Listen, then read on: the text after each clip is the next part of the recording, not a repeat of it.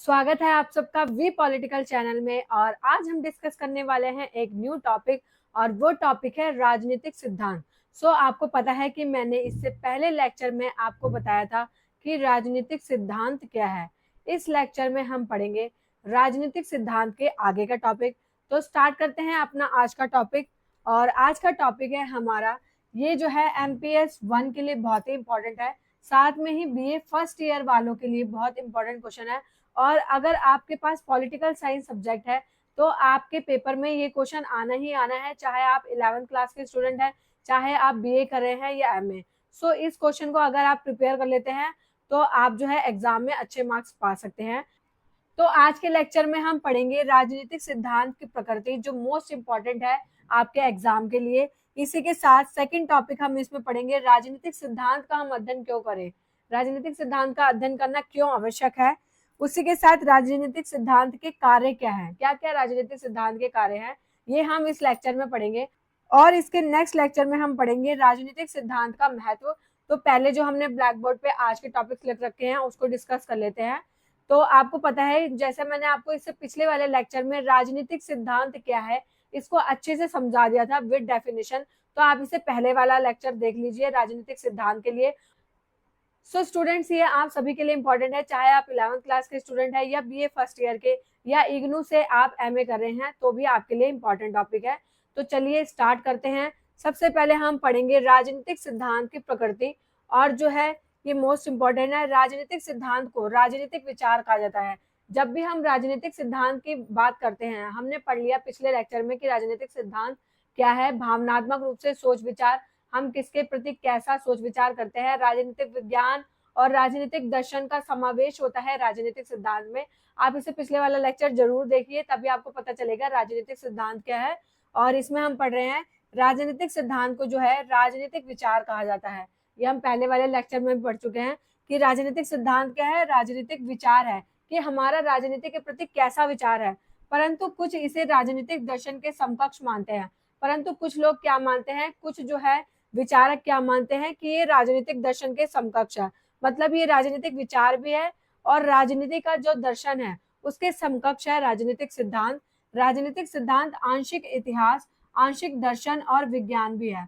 अर्थात जो राजनीतिक सिद्धांत की जब हम बात कर रहे हैं तो ये क्या है, राजनीतिक दर्शन के साथ साथ जो है आंशिक इतिहास है। थोड़ा सा इसमें इतिहास भी शामिल होता है कि हमारे पहले कैसी जो है व्यवस्था अपनाई गई थी राजनीति में। इसी के साथ आंशिक दर्शन और आंशिक विज्ञान, इन सब का ही समावेश जो है राजनीति सिद्धांत में होता है। इतिहास के रूप में राजनीतिक सिद्धांत, तो राजनीतिक सिद्धांत की प्रकृति कैसी है, इतिहास के रूप में हम राजनीतिक सिद्धांत को अपनाते हैं। राजनीतिक सिद्धांत में क्या होता है, राज्य का भूत कैसा है, मतलब पहले कैसा था, अब वर्तमान कैसा है, और भविष्य का अध्ययन किया जाता है।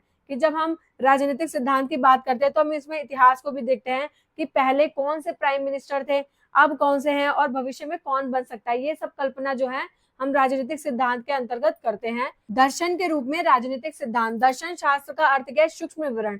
अतः किसी विषय पर जो सूक्ष्म दर्शन किया जाता है उसे क्या कहते हैं, वो भी राजनीतिक सिद्धांत के अंतर्गत आता है। ऐसा कि आपको पता है कि भारत जैसे देशों ने हमेशा गुट निरपेक्षता को अपनाया है, क्योंकि हर देश के हिसाब से वहां का सूक्ष्म विवरण करके जो है वहां पर जो है व्यवस्था को लागू किया जाता है।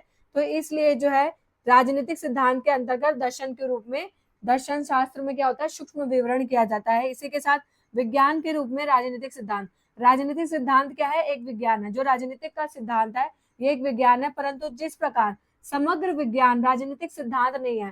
कहते हैं कि जो राजनीतिक सिद्धांत है इसमें जो है विज्ञान का स्वरूप है, परंतु जैसे राजनीतिक सिद्धांत विज्ञान तो है, परंतु जिस प्रकार पूरा विज्ञान राजनीतिक सिद्धांत नहीं है, उसी प्रकार जो राजनीतिक सिद्धांत है वो पूरी तरह से विज्ञान नहीं है। मतलब दोनों एक दूसरे से मिले जुले हैं, बट पूरी तरह से विज्ञान जो है राजनीतिक सिद्धांत नहीं है, और पूरा सिद्धांत जो है राजनीतिक विज्ञान नहीं है, जो बुद्धिवाद की आवश्यकताओं को पूरा करता है।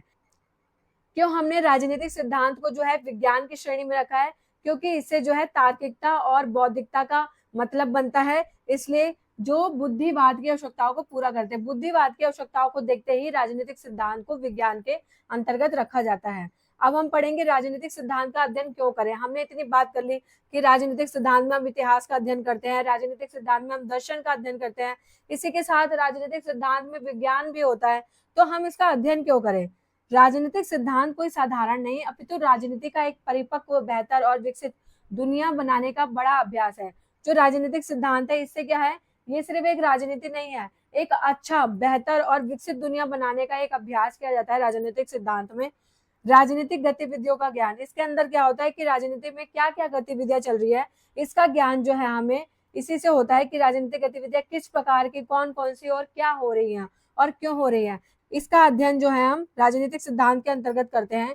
इसी के साथ भविष्यवाणी करने के लिए क्षमता, नैतिक और सामाजिक वातावरण को समझने के लिए, अर्थात हमारा भूत, भविष्य, वर्तमान कैसा होगा, कैसा आगे भविष्य होगा, कैसी नैतिक और सामाजिक वातावरण होगा, इसको समझने के लिए जो है राजनीतिक सिद्धांत का अध्ययन किया जाता है।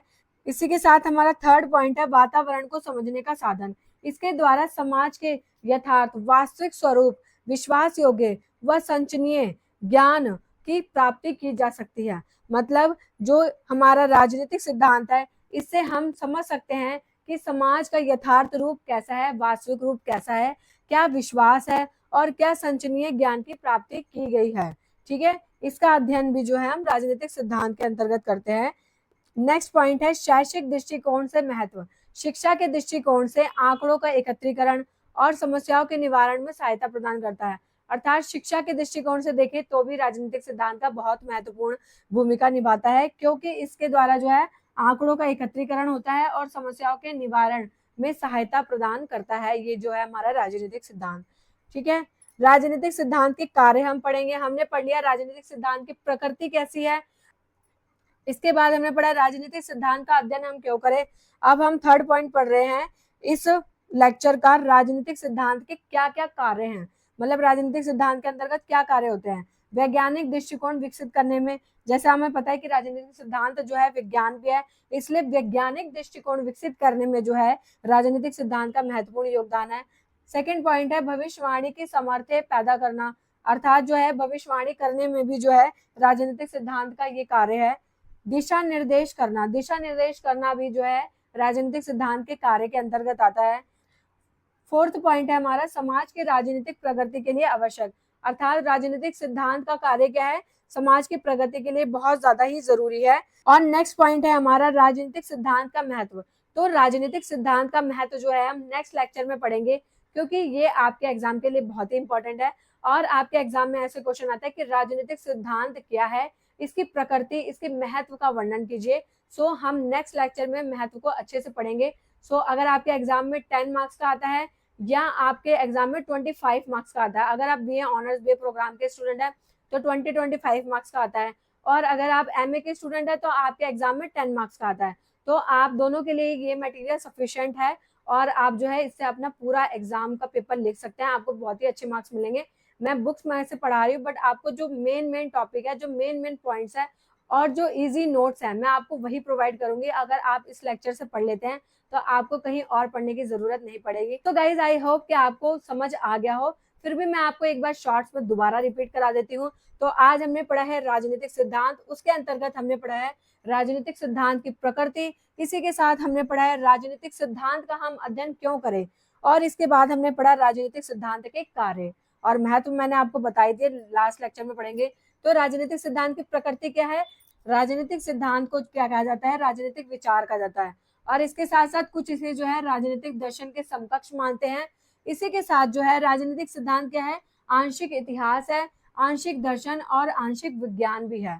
जैसा कि आपको मैंने बता दिया, इतिहास के रूप में राजनीतिक सिद्धांत है, इसी के साथ दर्शन के रूप में भी राजनीतिक सिद्धांत को माना जाता है, और विज्ञान के रूप में भी राजनीतिक सिद्धांत का महत्व है। इसके बाद हमने पढ़ा राजनीतिक सिद्धांत का हम अध्ययन क्यों करें, ताकि राजनीतिक गतिविधियों का ज्ञान हो, भविष्यवाणी करने की क्षमता हो, इसी के साथ वातावरण को समझने का साधन हो, और शैक्षिक दृष्टिकोण से भी इसका बहुत ज्यादा ही महत्व है। राजनीतिक सिद्धांत का कार्य क्या है, वैज्ञानिक दृष्टिकोण को विकसित करना, भविष्यवाणी की सामर्थ्य पैदा करना और दिशा निर्देश करना, और समाज की राजनीतिक प्रगति के लिए बहुत ज्यादा ही आवश्यक है। सो गाइज हमारा ये टॉपिक यहीं समाप्त होता है। अगर आपको ये वीडियो अच्छी लगी हो तो लाइक शेयर सब्सक्राइब जरूर करें और हमारे चैनल से जुड़ें। और इसी के साथ अगर आपको इसका पीडीएफ चाहिए तो टेलीग्राम में आपको इसका पीडीएफ मिल जाएगा। आप हमारा टेलीग्राम ग्रुप भी पॉलिटिकल बाय वंदना को ज्वाइन कर ले। Thank you so much for watching our videos.